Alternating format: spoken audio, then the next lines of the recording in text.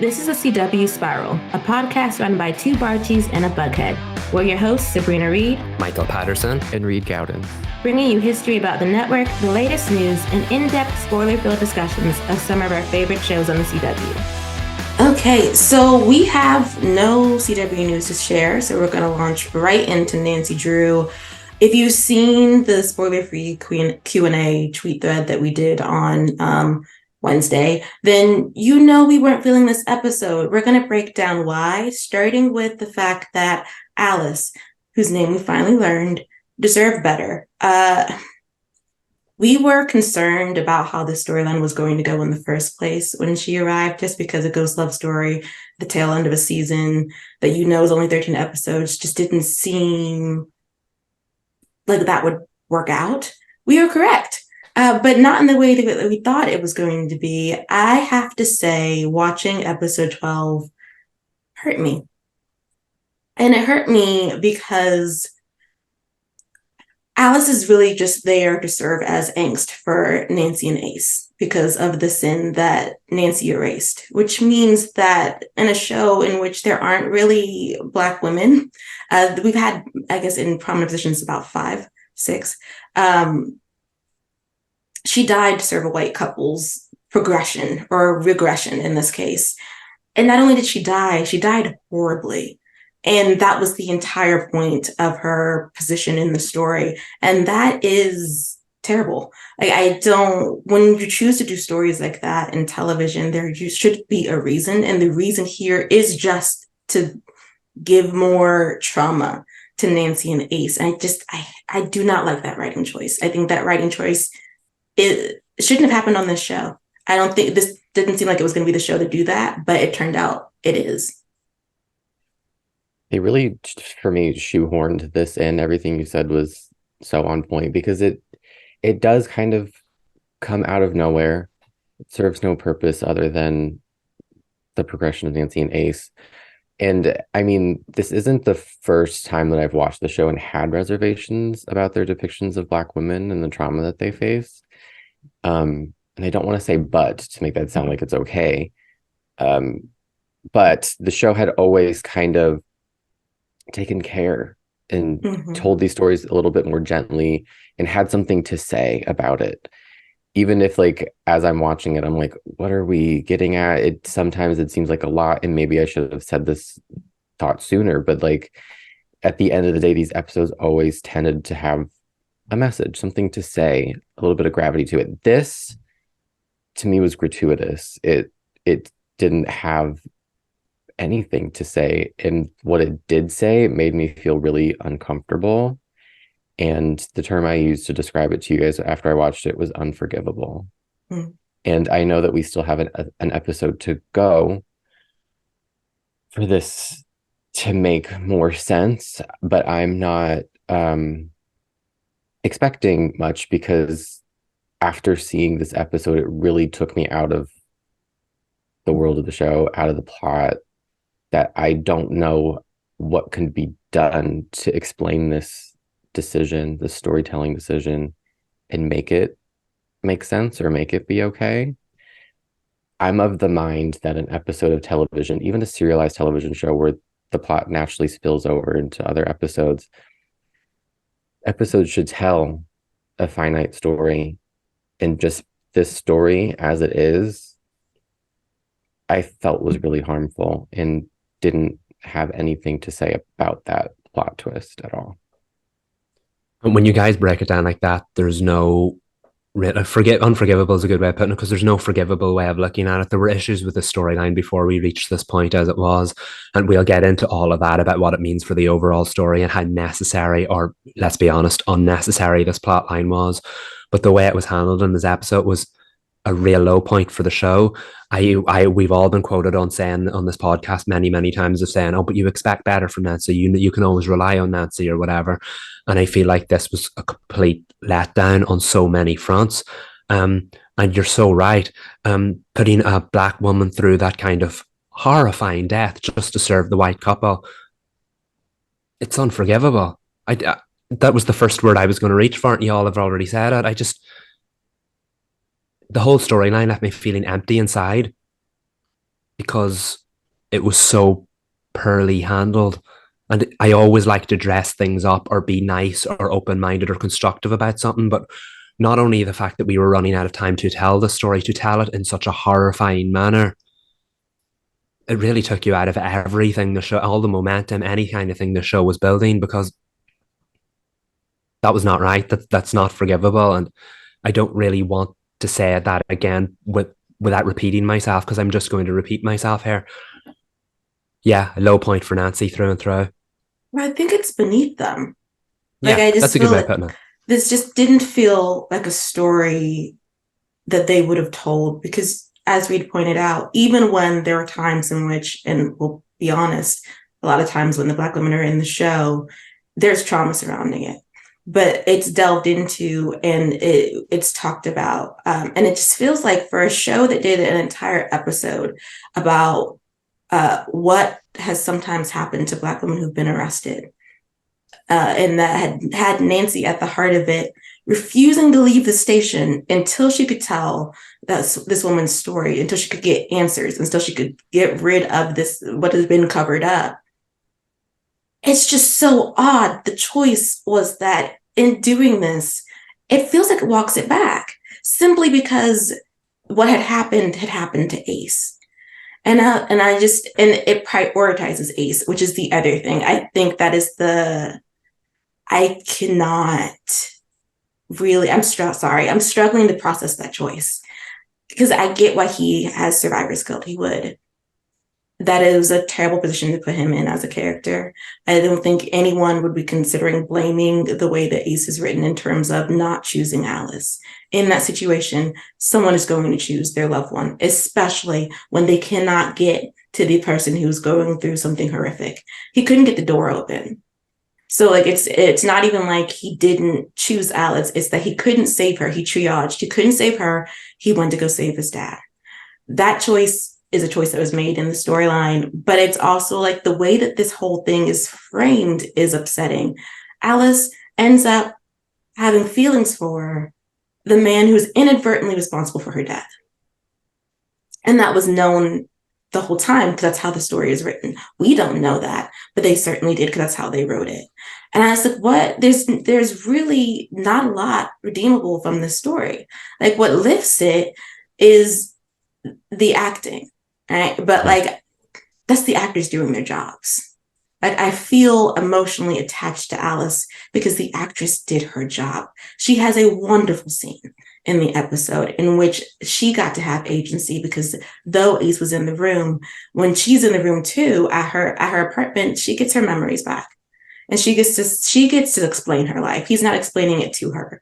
And I love that scene, because it told you how full her life was, even if she was missing connection. But then when we find everything else, how everything else happened, what you get is she had a full life that was cut short, and we're sorry, but she passed on, and now she is peace. She didn't even get to react to what happened. She has a bit of a moment, and then she says, oh, I finally found what I was always looking for, and that's peace. And Ace says, I wish it hadn't been cut short or something. He says something, and she says, I wish it didn't either. And then she just disappears. That is the end of Alice. And so I'm like, what was the point of having her here? Like, why? Other than trauma, why? And it's trauma enacted on her physically, and then emotionally, and it's trauma enacted on Ace emotionally. And then you have Nancy over here, who I'm supposed to continue rooting for. And I love Nancy, but I don't know what this is supposed to say about her character, that she would do something like this. And obviously, she doesn't, the race of the woman doesn't factor in for her. That's not the thing. I don't even think she knew Alice was Black. That's not the point. The point is, optically, the way that we watch as viewers, we know that. And that is upsetting. Yeah. Yeah. And I mean, you could say Nancy acts on impulse. Like, she saved George's life without a second thought, no matter the repercussions. She almost, as Sabrina constantly never lets us forget, as she shouldn't, she almost wiped out all of Horseshoe Bay to break the curse, or whatever that situation was last season. So in that sense, it's like, yeah, of course Nancy would do anything she can for Ace, but it just doesn't land this time. It really just does not. I'm failing to see why this is the path that was taken. Not even just for Nancy and Ace, but to end the series. It seems very unimportant. Why did this have to be written? Why did the death of the Black woman have to factor into the end of the series in this relationship? Like, why? I could be asking why for hours, just not trying to understand the decisions that were made at the end of the series, especially the penultimate episode opening up this big of a storyline. Like, I'm just failing to see why. And a lot of the characters have been put in very awkward positions by the writing here. And you're right, why this late in the game on a season that was already chock full of everything? There were a couple of other issues as well, like Sabrina said.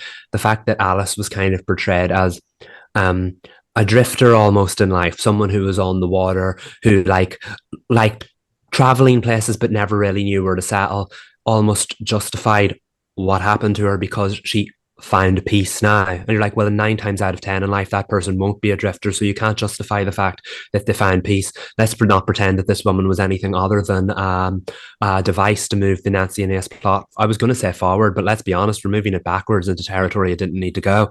So that doesn't hold up. And the fact is, again, the characters who we love dearly, and it's hard to feel anything but love for, have been put in this incredibly unusually awkward situation an episode before the final ever episode when it wasn't necessary.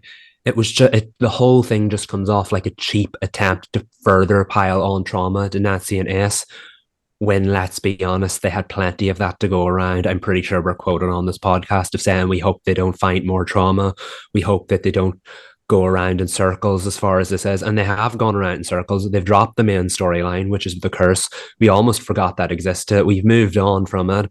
And yet then every time they're in each other's lives, there's more trauma. And this is by far the worst offender. So why did we feel the need to do it now, one episode before the finale? This season bit off arguably far more than it can show. And they've decided to take a much more problematic mouthful in the second to last episode.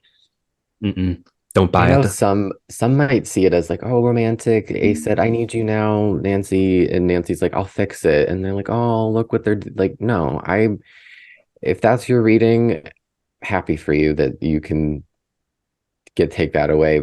For me, and I'm going to put it as bluntly as I can, I don't know how you root for this couple when they have the death of a Black woman, whether they're completely responsible for it. Like, that is now something that is a mark on the timeline of their relationship. And I'm like, I don't know.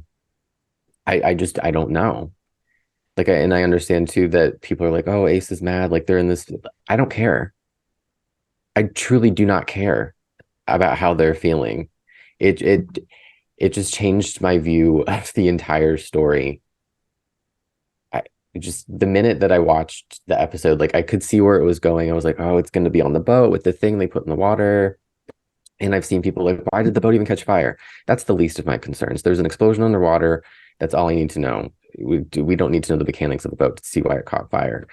But I just don't see why any of that happened anyway. Like, I don't understand why this was so important to tell when I'm going to talk in circles about me not understanding this and failing to understand the importance. And maybe, again, that's still to come. I've been a huge champion of being like, oh, let's just wait till we see the full story. But this is the exception to me, to what I am always saying is like, oh, I have faith. They can land the plane. Let's just see how the whole story.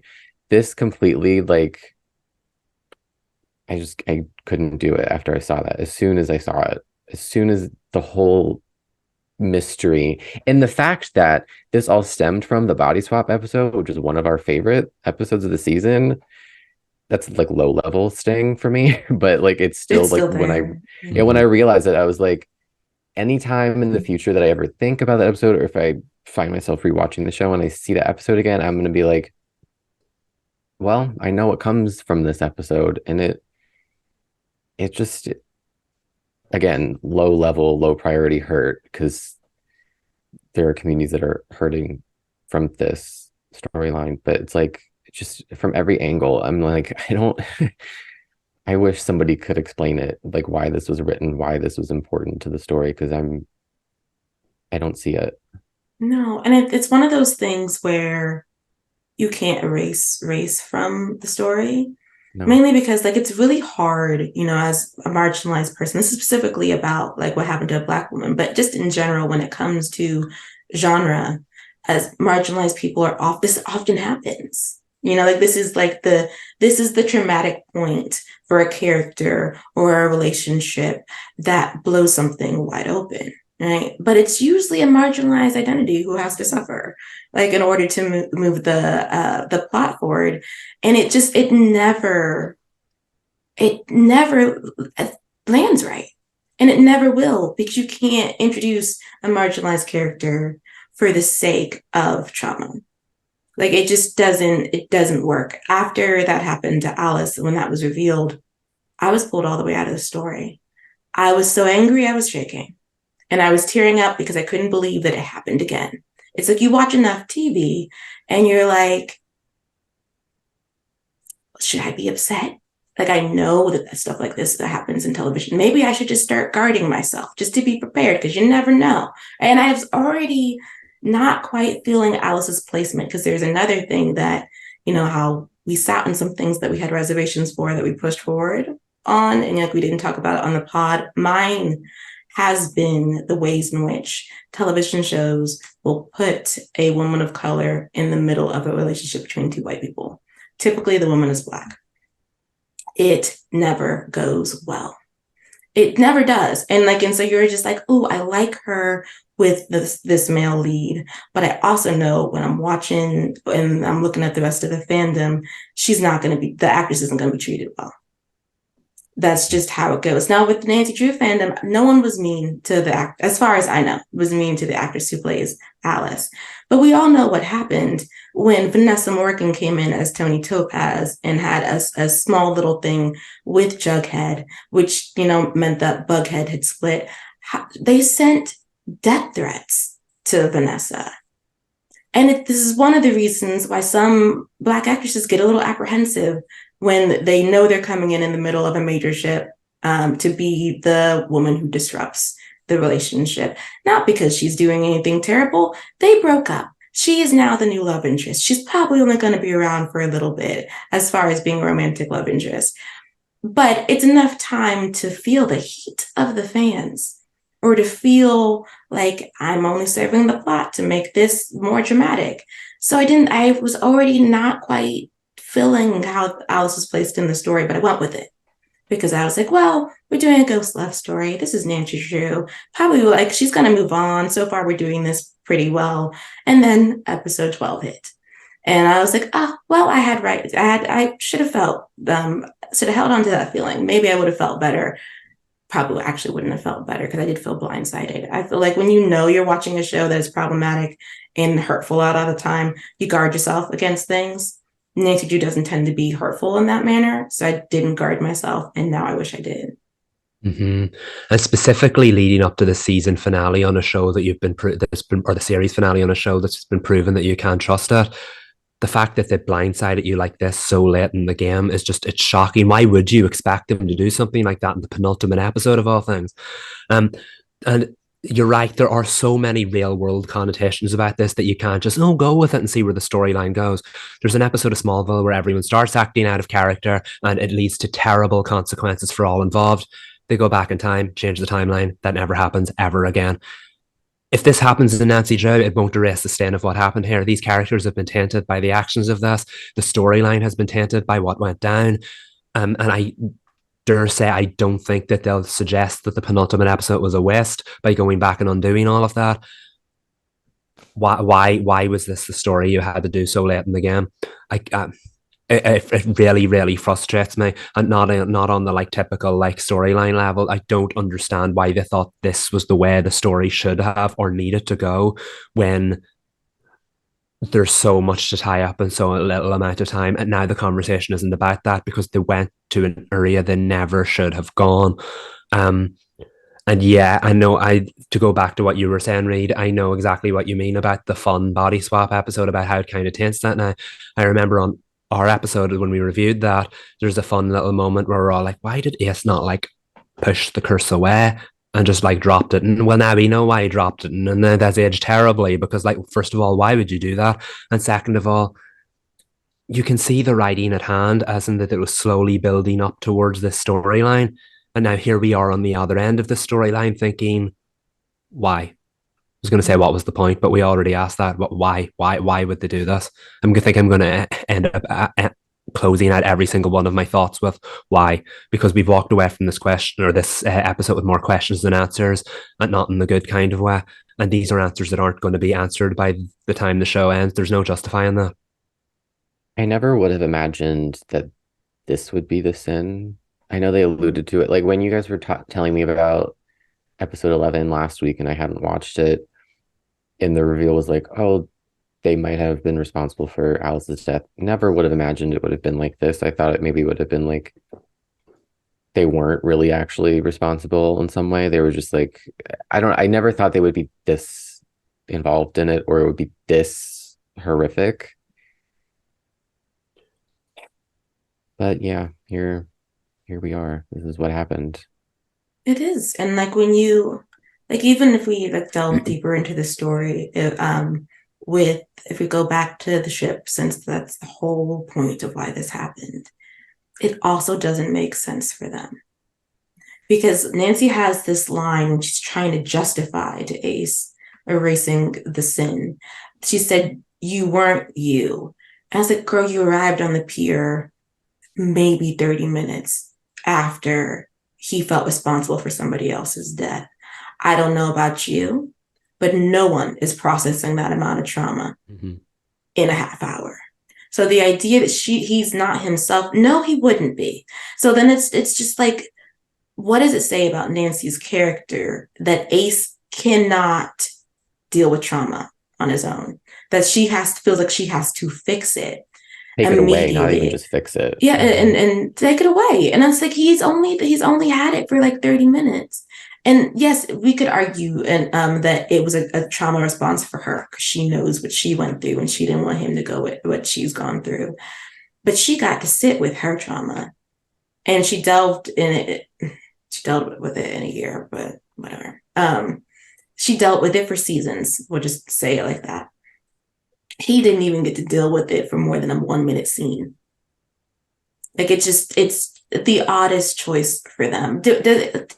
I don't necessarily think it's out of character for Nancy. I think the speed in which it happened was out of character for Nancy. I could see her doing something like that, even though I would hate it, had it been like weeks and he just wasn't himself. But it had been the hottest of seconds. And she didn't even have the full story. He was stuttering his way through trying to tell her. And she just said she'd fix it. Like, you have no idea what happened. Which is interesting because then she erases the sin, but she doesn't actually have the full facts besides what Ace tells her, which he feels guilty. So he said he let a woman die. Except he didn't let a woman die. He could not get to her. It's not the same thing. And I think that goes back to the whole applying more trauma on them. And did they really need that this season of all seasons or ever to have to one go through episode that? out for the series finale? Yeah. I think is another important thing. Like I want to say it would work better if it happened earlier, but like I didn't want that to happen at all. But I think that's been the struggle of this entire season, is that as much as we love those 3 standalone episodes, they got in the way of storytelling that was important. And we were saying how that things were moving too slowly. If you want to go back and talk about the 2 leads and their other love interests, the Tristan storyline played out across maybe 3 or 4 episodes for Nancy, but within like a 9 episode time frame because he was only popping up every 3 or 4 episodes. Meanwhile, the Ace storyline didn't start until like episode 9, did we say?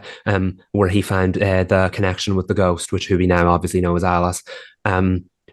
Choices were made here in a 13 episode season, and I don't think either one of them were good ones. It just seemed like, I know, the fans were told, they got told at some point 410.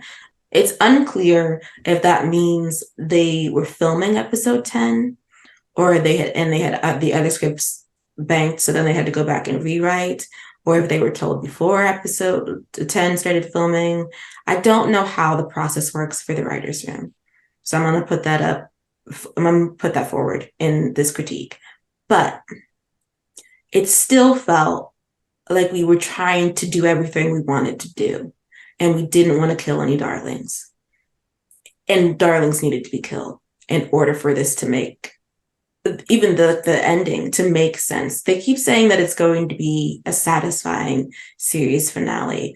And that is relative to what you want from the end of the series. Personally, I'm not going to be satisfied. And I'm not going to be satisfied because the penultimate episode ruined the season for me.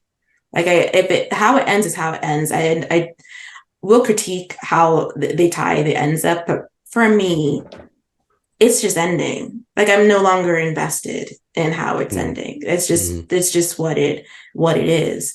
But it feels like for the writers, satisfying doesn't. So I'm going to say this directly to Nace shippers. Satisfying does not mean Nancy and Ace get together. But to me, from what I'm seeing about with the decisions they decided to make for this end of this show, it's them completing the story they wanted to tell. And that might be with Ace and Nancy being in a position to maybe one day move forward by the time you get to the series finale. Perhaps there's even a flash forward where you do see them together. But from what I was reading from the show, like just watching the episodes, I don't think they had any intention of putting Nancy and Ace together in this season. And that's so stressful. Yeah, like, that's what I was gonna say. Yeah, like what? Like I'm going to speak very bluntly, and I don't ever want to hurt the feelings of anybody who created the show or worked on it. But like, I am, as a CW viewer, I'm so exhausted of hearing we didn't know it was the final season. We just didn't. We found out late. And yeah, that's on the CW for not saying as soon as it was renewed for season 4 that it was the final season. A lot of that is on the network. I'll give them that. But when you're when you're making a show, especially in the year 2023, we're fresh off of the CW massacre of 2022. Like, you just watched all of your peers get taken down one by one. Actually, not even one by one, en masse. And then you see 2 of the biggest shows getting final seasoned. And then the miracle of the other 4 getting renewed, which happened after Nancy was final seasoned.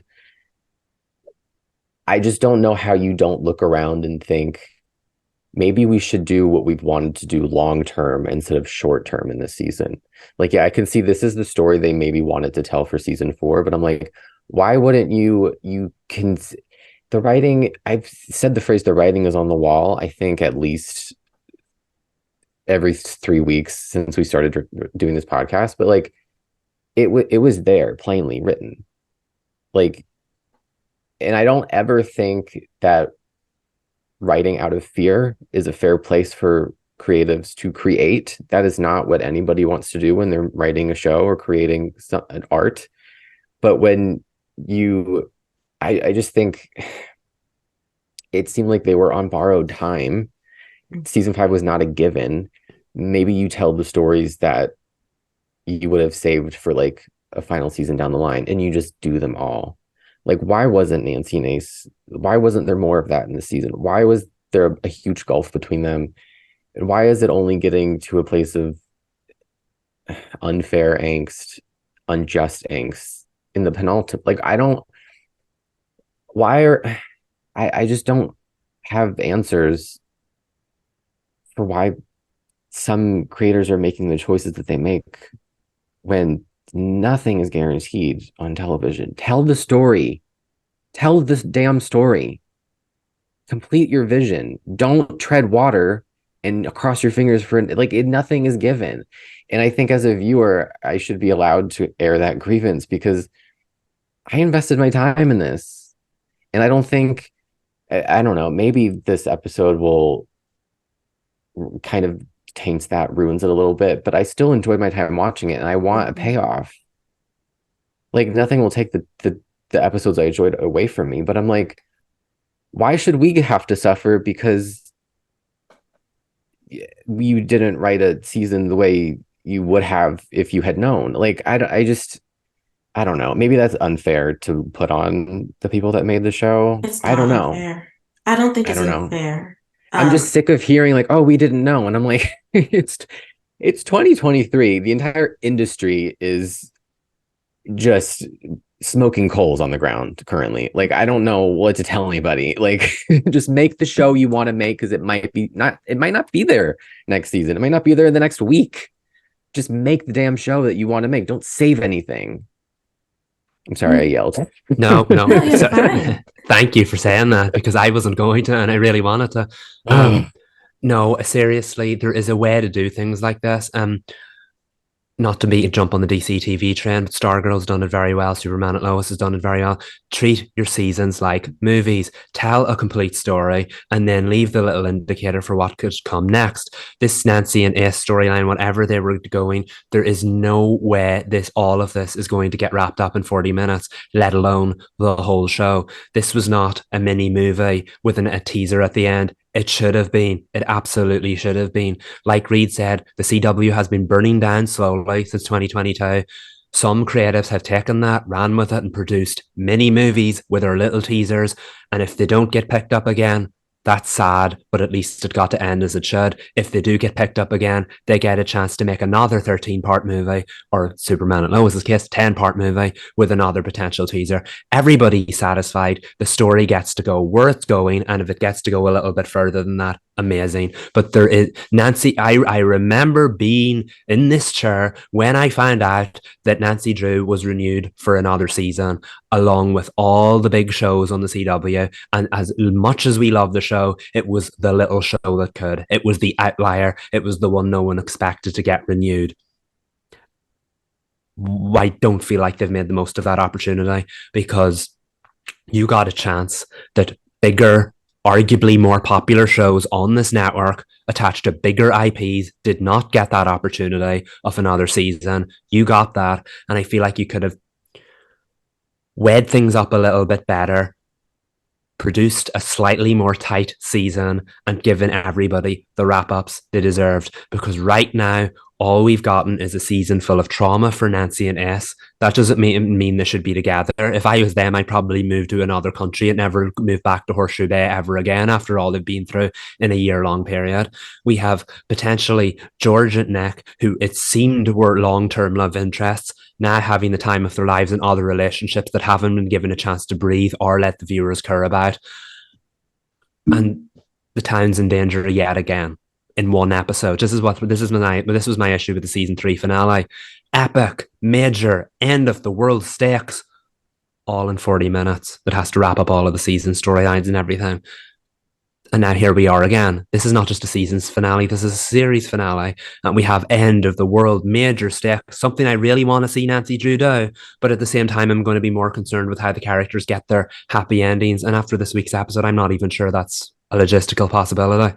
Another downfall that needs to be addressed, and I know we just kind of like tiptoe around it, but the timeline only being a year from season 1 has been one of the greatest disservices to this story.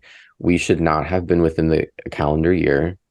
A lot of the stories just don't, character stories, emotional journeys, and there's one that I could call out, but I don't want to, because I think it's layered, and I don't want to get into the emotional stakes of somebody who's grieving. But I also just think we're essentially watching the story unfold in real time, and there's just so much happening that I think some time jumps, some distance, some montages could have really helped the story breathe and expand to make stakes like the claw being sold feel more heavier, because this is a year time frame to when this place became special to these 5 people. 5, yeah. And sorry, I have to laugh, that was funny. But like, Nick just bought it, so it's like the stakes of it being sold and the end of an era series finale cliche. Like, I would be all for that if I didn't know that where we were on the timeline. So I feel like a lot of other structural storytelling issues also stem from the timeline, and that is I want to know why that decision was made. If they could give me a concrete answer and the reasoning behind why we kept in the calendar year, I would be I get it now. I'm wrong. I see the vision. But currently, right now, I'm like, you want me to believe this is all happening? I don't know. I don't know. The suspension of my disbelief has been uh cut short. Like I cut the tie because I'm no longer reaching to try to be there with them. No, and I think what season 4 does, especially, now that we're at the end of it, is show the weaknesses in Nancy Drew as a series. A lot of the things that we had taken note of in season 1 and especially in season 2 are the same issues the show dealt with in season 3 and then were made worse in season 4. Somehow, season 4 is carrying all the weaknesses. And that is not because they got told that they were getting final season, that this season 4 would be the last. It had its weaknesses in the beginning too. Like they were just episodes that we were enjoying, but the timeline has always been an issue. The way that sometimes emotion and character development can happen very fast in Nancy Drew has always been an issue. The idea that like we're exploring grief, I do love that. I think the way that they've done grief on this show, for Nancy at least, has been some of the most amazing storytelling I've seen. Her grief in a year, that journey makes sense. The relationships don't. They just don't. Like at this point, you're saying that from the start of when even actually before then, because we meet them during that big festival, but they had all started really being in each other's lives in July. We got that flashback. From the way that we just move through these relationships, the stakes of the relationships, you're telling me in 365 days, we have felt this much and this strongly about so many different people for all the characters, right? Like Bess has dated Elizabeth. She's dated Odette, who was apparently her soulmate. That was rushed. Didn't see where that was coming from. And she's dated Addie, who we barely see. She's had like a lot of emotional weight there, but a lot of it happens to happen off screen. George went through realizing that the relationship with Ryan was vastly inappropriate. She had to heal from that. She got into a relationship with Nick that was deeply emotional for her. They broke up their engagement. Somehow she's so confident in her relationship with Cameron and so ready for the two of them to be over in Washington State, living their best pre-law lives. Like, and I love that for her. I really do. Just how we get there is so quick. Then you have Nick. Guess the relationship with George was a stop on the road to Jade, because we're planning life things with Jade. Who again we haven't seen. Yeah, and we haven't seen them. We haven't seen Jade, but Jade's about the end game. It looks like, because I don't see how Nick and George are about to be like, you know what? We should be together. See, I told you guys this earlier this week after I'd watched 411, and I was like, oh, I don't believe anything they're doing with George and Nick. They're gonna like last ditch series finale and get together. Still could, I don't know, but like to be in the penultimate and just be worlds apart from each other, I'm like, that it's just going to be so sudden if they do end up endgame. I don't know. I would Nancy's like, I just don't. It's a lot. It is it's a whole lot. Not to shade her game. My issue isn't the amount of love interest. Narratively, it doesn't quite work just because of how writing works. If you're a real person, girl, do what you gotta do. But like as far as how it works in the narrative, she had Nick, she had Owen, she had weirdly Tamora for a little bit there. She had Gil. Park, and then Ace was always there. That's 5 men in 4 seasons. Did you say Gil or did I? Oh, Gil too. So that's 6 men in 4 seasons who she has deep emotional stakes with. Mm-hmm. For each of, except for Tamora. Tamora was got the short stick. He did not get the emotional, deep conversations from her, but everybody else did. And then poof, right? But like we're supposed to like. She went through the breakup with Nick for 2 seasons. Like the Owen thing was death.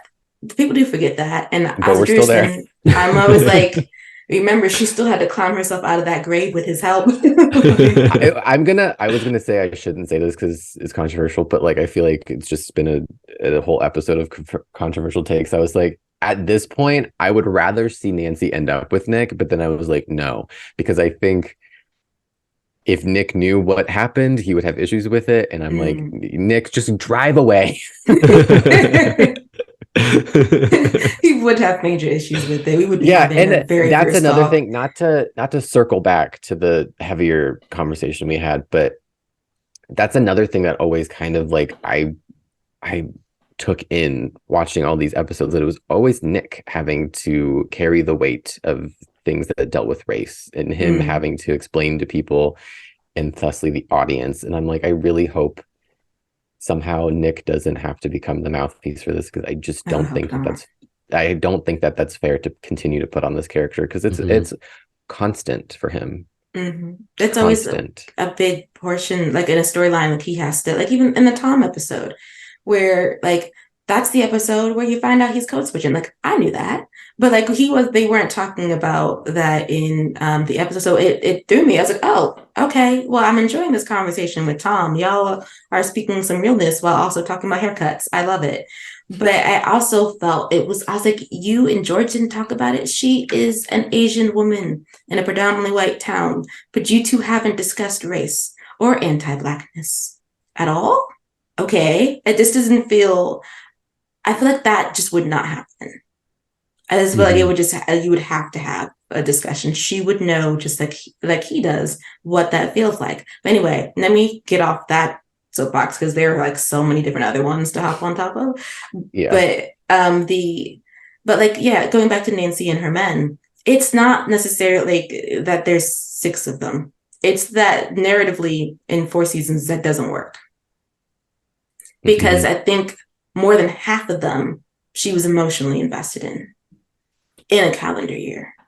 And remember, the Park storyline took place in 14 days, because all of season 3 took place in 14 days.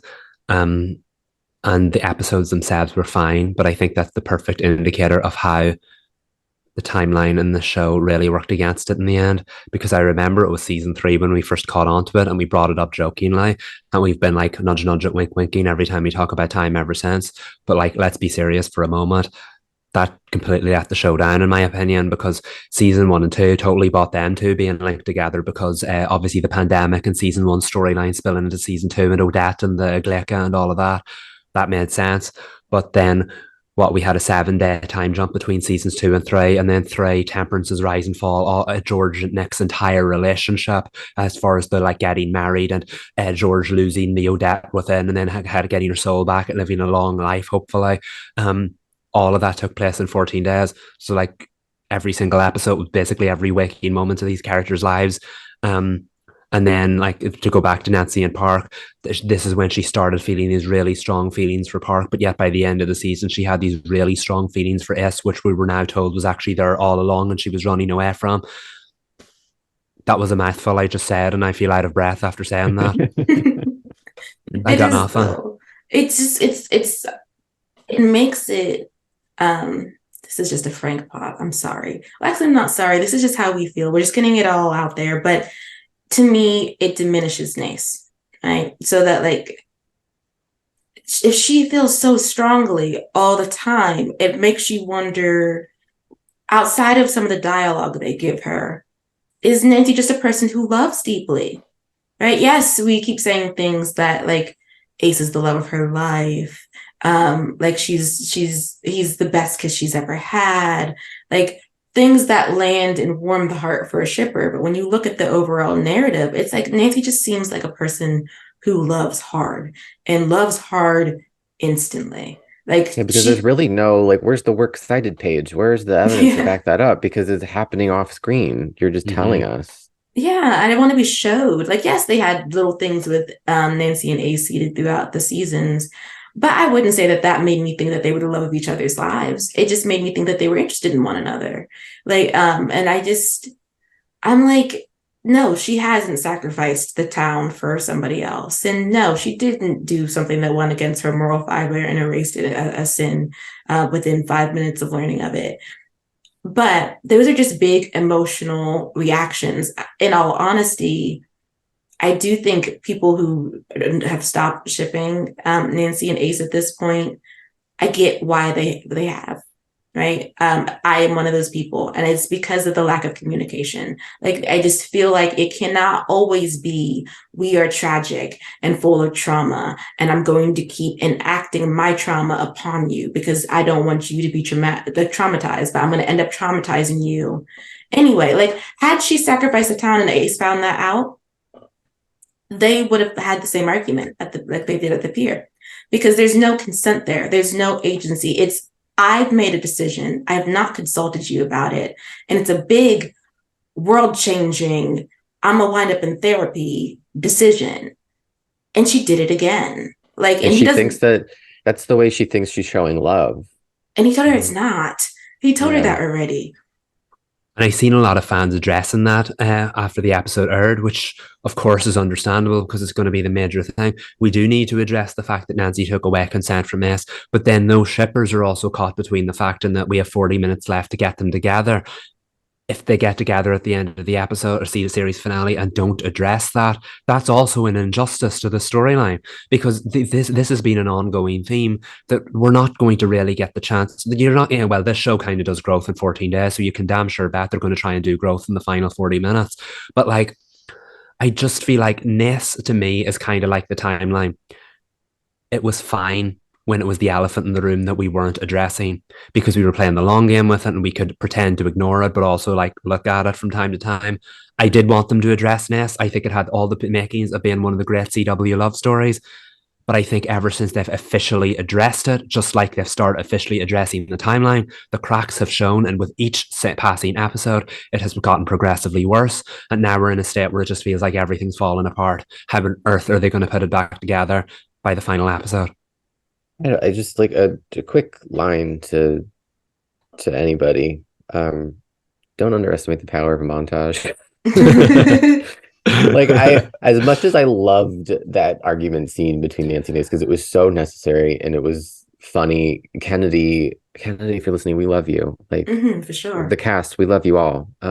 Sorry that I'm sorry to them mostly that we're getting so real about this episode, but that scene between them was so funny and needed, and it would have been even better if it happened sooner in the season and we didn't watch their breakup in real time and watch them keeping their distance from each other in real time. If we had gotten like a montage of like a couple months where they were like begrudgingly working together on cases, mysteries, I don't know, whatever they do, and staying away from each other, and then it like comes to it just feels like the air was let out of the balloon, and by the time we get to the end, I'm like, we needed to get to this point sooner because it doesn't hit as well. No. But again, that scene where they were yelling at each other was great, and my favorite part of the episode, and end of sentence. It all went downhill after that. It did. So like, that's the thing though, like Kennedy and Alex's acting, amazing. Ashley Lathrop, I think that's her name, who plays Alice, did such an amazing job. She had so little that she had to shape into like a full realized character, and she did that. Ma'am, I hope Wolf gets picked up. I really want to see you play a doctor in the medical drama on NBC. So like manifesting that right now, because I'd love to see her do something else. But it's not the acting that's the issue. It's the writing that we have to uplift via the acting. I mean, the amount of heartbreak on Alex's face when he and Kennedy have to do that scene as Nace, where they are finding out what happened, and Nancy's trying to save it, and Alex, the Ace is like, there is nothing to save here. Like, what did you do? And then having to go and speak to Alice, and to talk to like and not be able. Like, he's got like precious few seconds to try in a way to convey that he's sorry, and then she just disappears. Alex did his job. He showed up. That chin was wobbling. Like, he really did look like someone who has been bowled over by a choice they did not make, but that they have to carry. And I wish that I would love to see that in the context that didn't make Alice a plot device. I wish we'd gotten to know her sooner. Yeah. I don't want her to have met the same fate, but I think it would have, like, we met Alice 2 episodes ago and she died. We care about her because the actress was great and the scenes were giving between Ace and Alice. But it's like, you obviously didn't want us to care about her that much if you brought her in the last like 3 episodes. I'm like, what? I don't know. Unless she was supposed to make it to season 5. Yeah. We shouldn't be planning for 5th seasons. Not in this climate. Mm-mm. No. No, we shouldn't be. I guess just to move into the plot of the episode outside of Alice and outside of Nancy and Ace. One thing I did like to talk about, something that I liked, there are very few things, but there are some things. One thing I did like was the handling of how we broke the Sin Eater curse. It's a little rushed, yes, but there's so much agency in Tristan being able to be the one who's going to end his curse. And that Nancy hands over the hammer. And instead of it being an act of violence, there's an act of love, because apparently the mother of monsters actually is his mom. Like, that was just, I was like, well, this is why I love supernatural fiction. Because you have the mother of monsters, though. I was like, Gaga's here.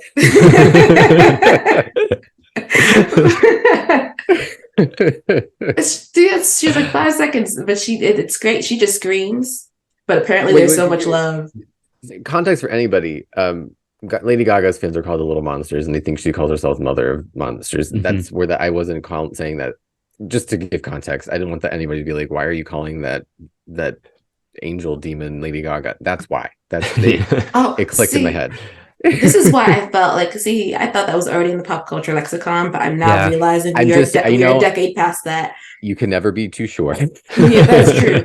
But because now that I think about it, we know that, but we were also coming of age when Lady Gaga came out into the world and she was like doing what she does. There are people probably listening to this podcast who know her, but may not know that part of the era. So thank you for the clarification. Yeah. Of course.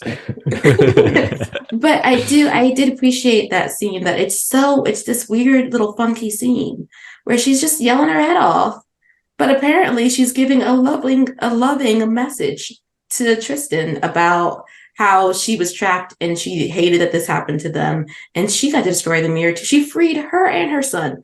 I'm like, yay! Like, and then she went on to, I don't know where she would go on to. I don't know what that is. The afterlife. We'll just say that. And then she melted and left the goo so that they could like rediscover the sin. She left something a little bit behind. I mean, it was a bit convenient because Nancy obviously needed to know what the sin was, and oh look, we found more goo that'll tell us or whatever. I thought she was gonna drink it. Yeah, of course. No, don't do that. You know, we're running out of time. Desperate times call for desperate measures.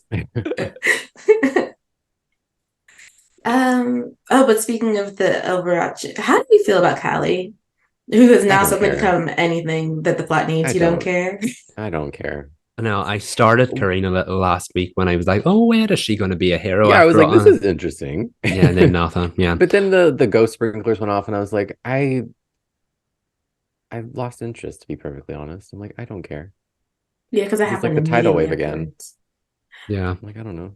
Except not like they just did it some of the tidal wave, but at least was like an epic action shot. We just got in the air. Yeah, I'm confused. They're like, run. I'm like, where are you gonna outrun the smoke? I'm confusion.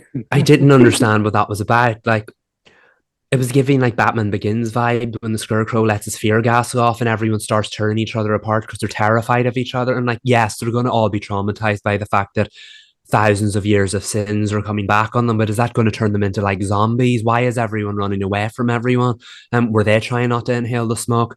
I that was a good cliffhanger, just done for the sake of being a good cliffhanger. I feel like next week's episode, the town will be forever changed by the fact that they have this knowledge, but like, are they going to become rabid over it? I don't understand what they wanted to unearth the sins. Maybe did they not want them to be overwhelmed by them all at once?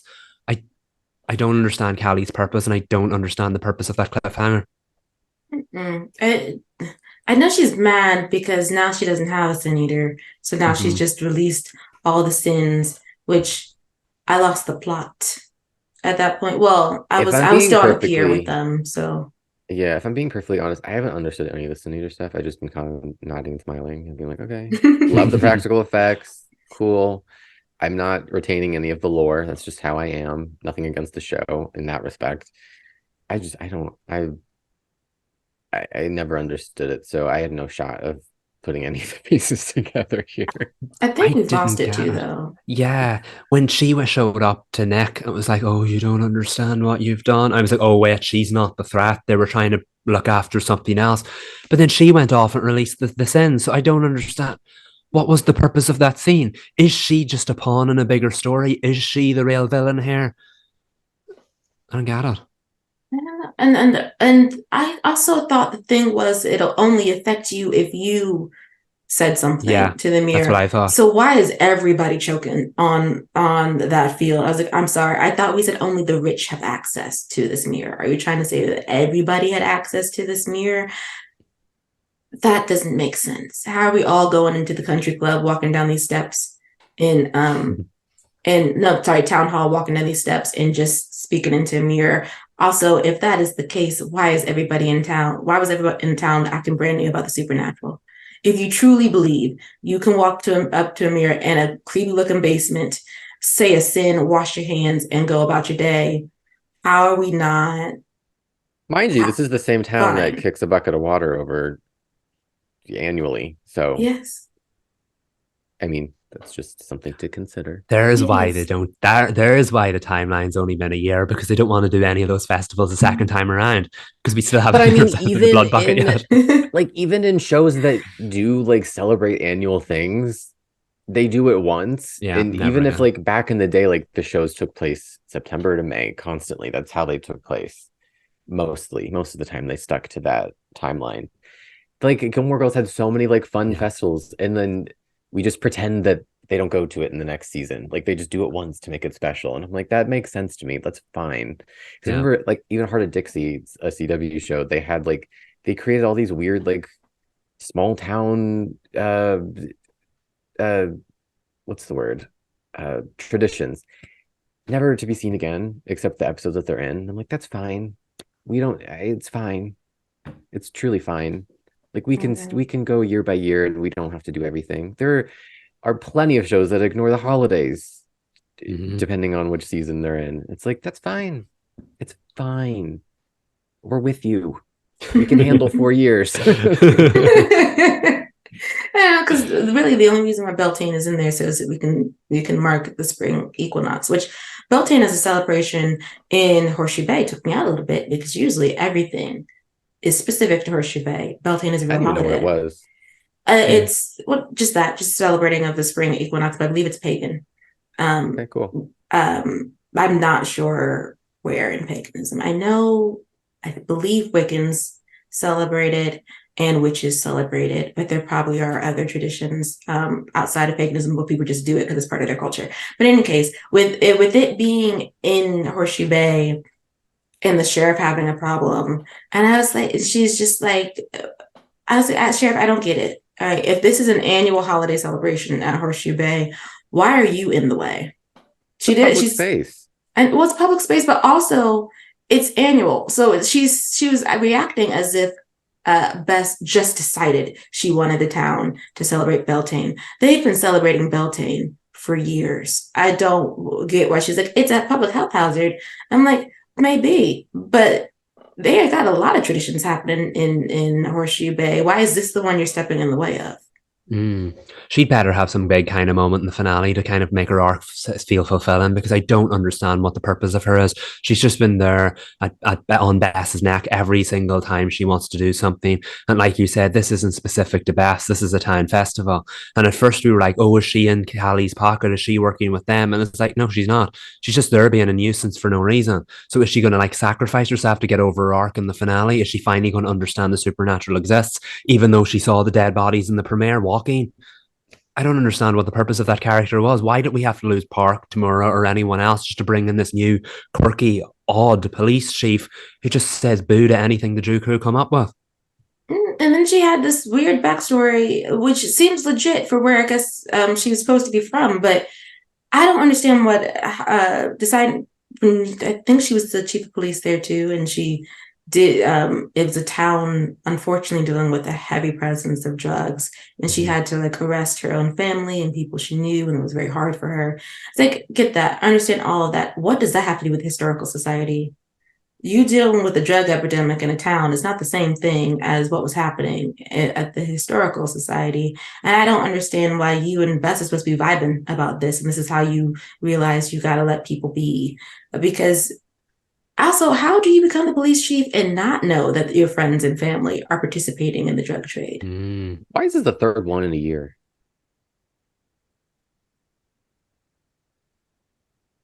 That silence was just so loud. Got nothing.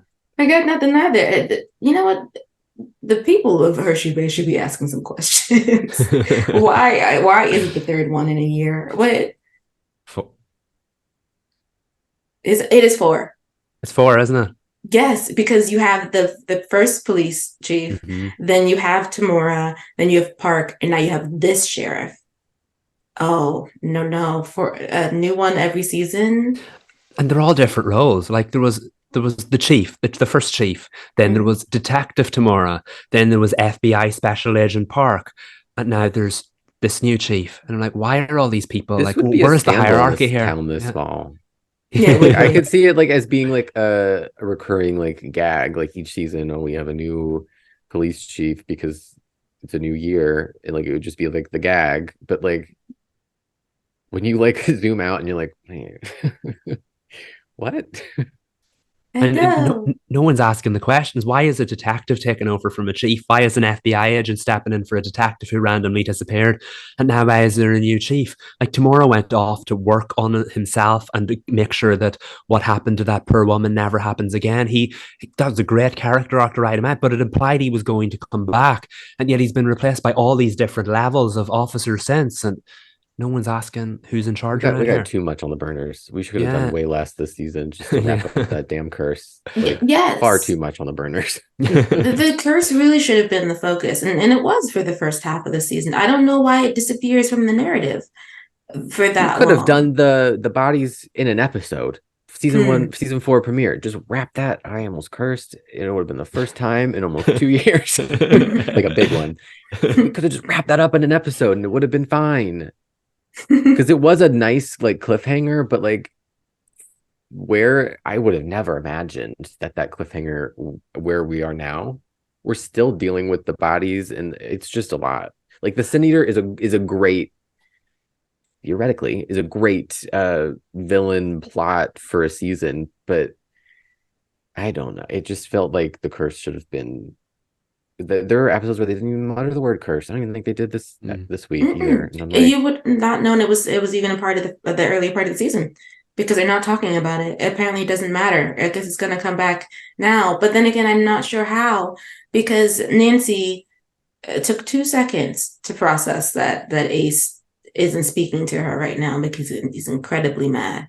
In walks Tristan, being like, "I feel connected to you." I was like, I can't do it. I can't do it. Tristan, go eat something elsewhere outside of like the Icarus Hall, because they got this big swooping romantic kiss. And I know, I got the question during the Q&A, was it spicy? The reason why on a scale of 1 to 4, are Tristan and Nancy's scenes spicy? The reason why I said they're not spicy, because to me it wasn't. Like it was a big sweeping kiss, but like it came off the tail end of what happened with Alice. Like I generally don't see where Tristan and Nancy are supposed to be going after this, nor do I care now.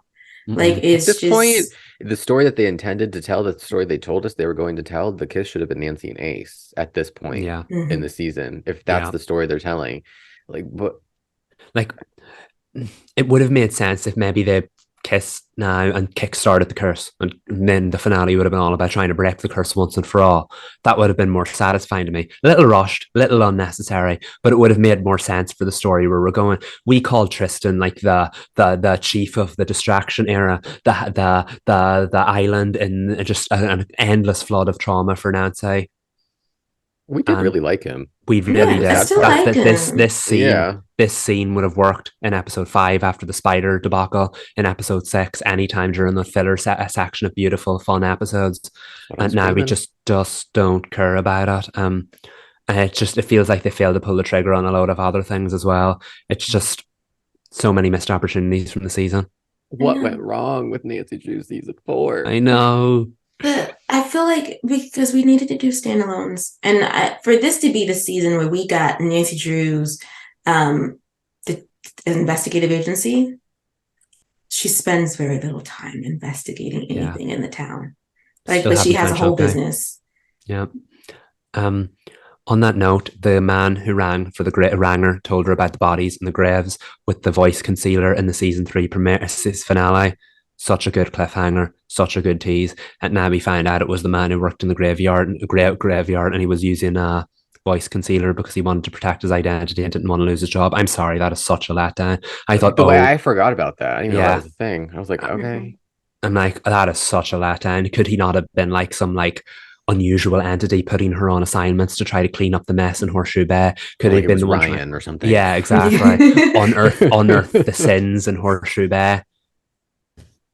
I'm sorry, that was such a letdown. They felt like they were like, oh yeah, we forgot about that. We need to address that. Let's be honest, they really didn't. But like, I would have preferred they kept the mystery alive and never answered it because that was such a letdown. I Yeah, was surprised too that Nancy didn't have a bigger reaction about having a sibling. Yeah, yeah. She's fine. I mean, I'm happy for her. That's wonderful that she's excited, but I was like, I don't know. Maybe it was just my prediction was that she would have a moment about it, like her adoptive father is having a biological child, like, and maybe I shouldn't project that onto anybody, but just knowing her character, I felt that she would have had a moment about it. So that surprised me. I mean, I guess I'm happy for her that she's like, yeah, fun, let's do this. Mhm. But I was just surprised that she didn't have a bigger moment. Yeah, I feel like I like the lightheartedness of the scene. I did. yeah, But I was also like, so she doesn't feel anyway. There's nothing residual here. Like whether it's about, wondering, well, not wondering, but like sorting through feelings, but does she feel a way about, her dad having a biological child? Like, it's fine that she doesn't, but you would think that she would have had a conversation with a friend, be like, I thought I feel weird about it, but I don't. yeah. Like, Yeah, it's been a year. it's been, oh, Not but to also, not to bring that back. well, that and she's grown too. So I was like, Yeah. she's a grown woman, but she doesn't feel any way about having a sibling who's about to be 21 years younger than her. Like I just feel like, and I don't know that life. Maybe people are fine, but I just feel Yeah. like you might feel a little weird that like when I'm walking around town with my baby sibling, literally my baby sibling, someone's gonna think that's my child. Mm. Yeah. And the seniors, you're right, the scene itself was beautiful, but I agree. It felt like Carson had to bring it up and force the conversation because Nancy is everywhere in the storyline except for the ones that actually matter to her. She's just getting roped into every single storyline that's ongoing. And the same thing we brought up about another show as it headed towards its final season is that it's telling the plot by the numbers here and not taking a moment to sit with the characters, asking the important questions of how they feel about anything. It's how do they feel about this current storyline that's happening. It's not where are they in their life. It's not how did they get here. It's we did that in the first however many seasons and now we need to complete this storyline. And I'm sorry, they're completing this storyline at the expense of the overall show. Yeah, And they it's kind are. of also hitting a lot of like series finale tropes and cliches, which I honestly wouldn't mind. Like a baby, like that kind of like big like change, selling a place that is so integral to a set that is so like a character, like the Claw is a character, and they're talking about getting rid of it. They're talking about going their separate ways, and it's just it's for some reason it's not hitting in the way that I feel like it should, at least for me. I'll speak for myself. It might be hitting for other fans out there who are like, oh my God, the Claw, or oh my God, all these changes. It's the end of an era. But I'm like, Okay, it just seems like it happened quick. It did. We're not emotionally there with them yet. That's why, to me, it feels odd. Like that doesn't seem to be. Well, one, I don't think I jive personally with like in order for us to grow, we have to sell the claw. Like I feel like that if the claw is integral to the story, it's like a sixth member of the Drew crew. Like it seems very important. This felt like a decision that they'd make if they like we planned a 6 season series. Season 6 is the one in which George and Nick, both of them, feel like maybe we need to sell the claw. You know, if they were going to do it, they're like maybe we've done everything we can here. We both want to move on to other things. The girls are too young to run it themselves. We could put it in a trust for them or something that they receive it upon a certain age. It just feels weird. It just the choices that we're making, they are a series ending choices. They just feel incomplete because we're not there yet emotionally and character growth wise. I also think with the baby, I don't like not that I often want to see Jean. I often don't want to see Jean. But the fact that like we're that this whole she's deciding what she wants to do about her pregnancy thing is happening off screen. So you don't have her and Carson talking about it. So I'm like, is this man gonna find out in the series finale that she doesn't want this baby? Like, or are we gonna switch it? Because it just feels like she doesn't want this child. Like, and that's her right. That's their decision to make. But like, I just feel like it's an odd. Like, why did we decide to keep going with this one? Like, because I feel like we found out about the pregnancy in episode 11, right? Or no, episode 10. 11. 11. So yeah. Why didn't we just drop that storyline or make it a pregnancy scare? Maybe they will make it a pregnancy scare. Because that makes more sense. And then they find out like, oh, we do want a baby. That's another cliche. Is like there's a scare and they're like on different sides and they realize, oh, we do want to be together and have a baby like that. Yeah, and that'd be fine. But right now it's like he's trying to figure out how he feels. And I was like, sir, she could call you to meet Wasn't for coffee. The teacup this season? Yep. And he just went to support group. He just went this is what I was alluding to earlier that I didn't want to bring up, but naturally here we are. Yes. But he just went to support group. This would be something he had to unpack with group. Because wouldn't it feel odd for him to have a child with another woman after just recently losing his wife? But that's exactly the point I'm trying to make. Carson was in that to serve other people's storylines, and then when the conversation came up, the conversation was had, but there's no moments to sit with Carson to talk about how he actually feels about it. There's no moments where Carson is playing the leading role. He is there to serve other people's plots, and then we'll throw in a little bit of that to deal with it. No time. The show's ensemble has grown so big, we're using all the characters just for the plot and not for any kind of actual development for themselves. Of course we want to know how Carson's feeling about that, but that one scene ticked the box, and then we'll move on from it and we'll have our answers in the series finale. I just wish there was more time to spend with these characters in the same way there was in season 1. You understood who they were and what they were going through. And now there's none of that. We don't know where Carson's at in his grief storyline because it was a one and done episode plot. And now we don't really know how he feels about having another child yet. Because they've, of course, understandably, they've put the decision on Jean, but now they've also taken Jean out of the storyline. So we don't know how she feels about it. And like I said, we're not super Jean fans or anything, but it would be nice just to get some clarity. Right now, we're just kind of being told things by the numbers. The sad fact of the matter is we did have the time. The question is, was it used wisely? No. Yeah. I do this entire review, which has really been an unpacking of our feelings on the show for episode 12 and just as a whole. I do want to say though, to reiterate what Reed had said earlier in the podcast, this is not to say that we don't appreciate the writing that has come before. We do think that outside of this episode, that the team behind Nancy Drew have told some wonderful stories. The season 1 to me is a masterpiece. It's one of the best first seasons of a television show I've ever seen. But knowing that, and also knowing how episode 12 goes and how it made me feel, that doesn't change that. Like, it's still like you could still have made a wonderful show and then made a misstep to, I'm gonna continue with the I perspective, to me. That taints it. And for me, episode 12 does. It just does. Like, it's not gonna, I am always gonna love season 1. I now cannot talk about Nancy Drew in its entirety positively.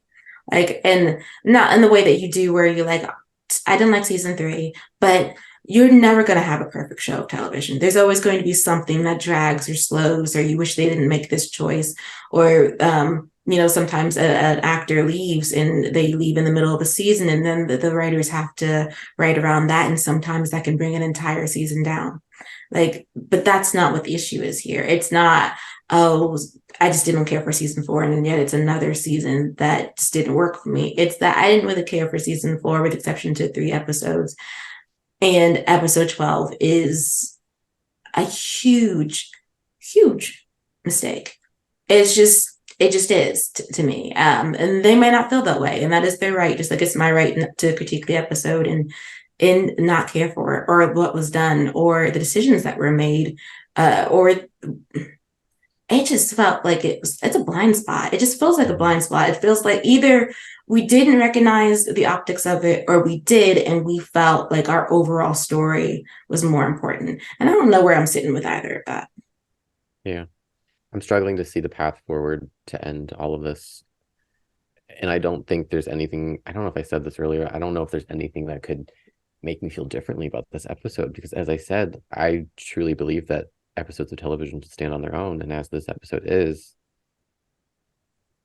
it's hard to be like, because sometimes there are episodes or stories where you're like, it's tough this episode, but it gets better. And you're like, you can kind of, make leniences that way. But like, this is just so, it's not a standalone episode, but it should stand for itself. And the way that it does stand for itself is, there's so many adjectives I could use to finish that sentence that I'm just not going to choose one. Yeah. I'm very disappointed in how it went down. But I will say, just to end on like a more positive note, we do have a manifestation coming, but and I don't want to compare 2 shows, 2 final seasons, but they're airing together so naturally. Like, it's gonna happen. I don't know if the bar was just set lower by this episode, but Riverdale's penultimate episode, I was like, yes, serve of the century in comparison. Like, the dots were connecting. Even if I didn't completely agree with some of the choices, if I was confused, again, none of that really matters to me. Like, I don't care about that when it comes to Riverdale, like vibes purely, and nothing was as harmful or hurtful as what happened in this episode by like a million miles. So I'm watching that episode and I'm like, I'm actually feeling how I should feel from a penultimate episode, an episode that really did feel like a de facto finale, that I'm like, I'm gonna miss these characters, I'm gonna miss this world, I'm gonna miss how they choose ambition and doing what they want to do and telling stories in their own way and being as big as possible. Like, I was just feeling all those emotions that I wish I had felt from Nancy Drew 412. Again, not to compare, but I just did compare. So I don't know, take that with how you want to take it, everybody. I hate comparing 2 things, but like, they're ending on the same night. I don't know what to tell you guys. We're going to compare them. Yeah, totally. I'm so excited now, and that made me really excited to check it out. I'll be watching on Netflix after we finish that. But yeah, I agree with you totally. I feel like the final season of Riverdale has been kind of a breath of fresh air, and I know there's a lot of people out there who don't agree with it, and it's hard to compare them, especially when they're both airing their finales next week. It's going to be an emotional one next Wednesday night. I'm not sure any of us are prepared, but I can't wait to dive into both of their finales. I just really hope, I don't think it will, but I really hope Nancy manages to bring it all together in a way that may at least just do something better. Yeah, anything. Anything. If nothing else, Kennedy and the cast are going to kill us, slay. Yeah. Yes, I do. That we know for sure.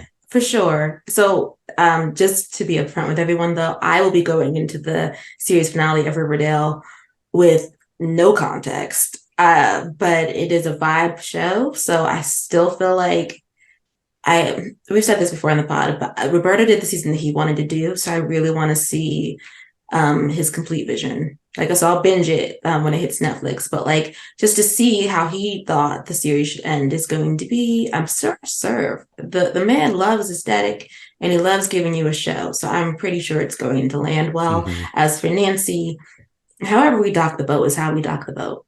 Thoughts and prayers. Like that is what it is. That's how we dock the boat. I'm so it's gonna, however we get there is how we get there. That's truly how I feel. But I do hope that for those who are still rooting for Nancy and Ace, that you get some type of closure, satisfaction. I really do want that for you. You invested so much time. So I get it. But before we end the pod, we did want to manifest ABC picking up The Good Lawyer.